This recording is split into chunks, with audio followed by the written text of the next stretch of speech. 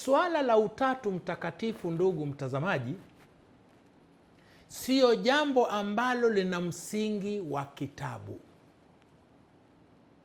Namaanisha kwamba ndani ya vitabu vitukufu hakujatokea dalili kwamba lazima tuamini Utatu Mtakatifu.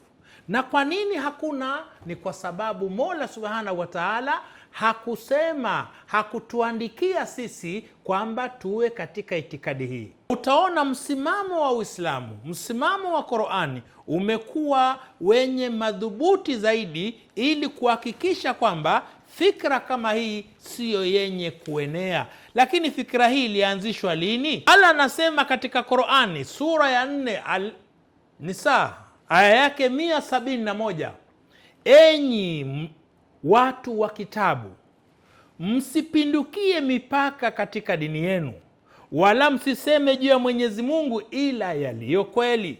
Masihi Isa bin Maryam ni mtume wa Mwenyezi Mungu na ni kiumbe aliyeumbwa kwa tamko lake tu kutoka kwa Mwenyezi Mungu aliompelekea Maryam, na ni roho iliyotoka kwake Mwenyezi Mungu kama roho zingine. Basi muaminini Mwenyezi Mungu na mtume yake, muaminini Mwenyezi Mungu na mitume yake, wala msiseme watatu.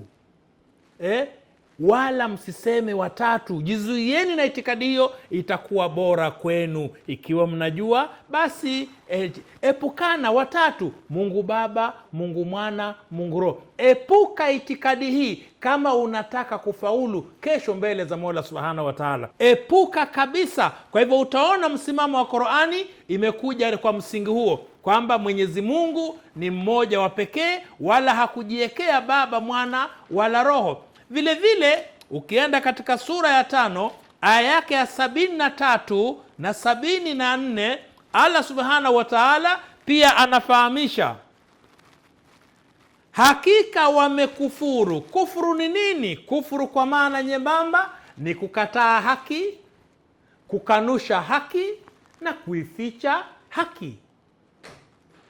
Allah anasema hakika wamekufuru wale waliosema Mwenyezi Mungu ni mmoja katika wale waungu watatu, yaani Mungu Baba, Mungu Mwana, Mungu Roho, hali hakuna Mungu ila Mwenyezi Mungu mmoja tu.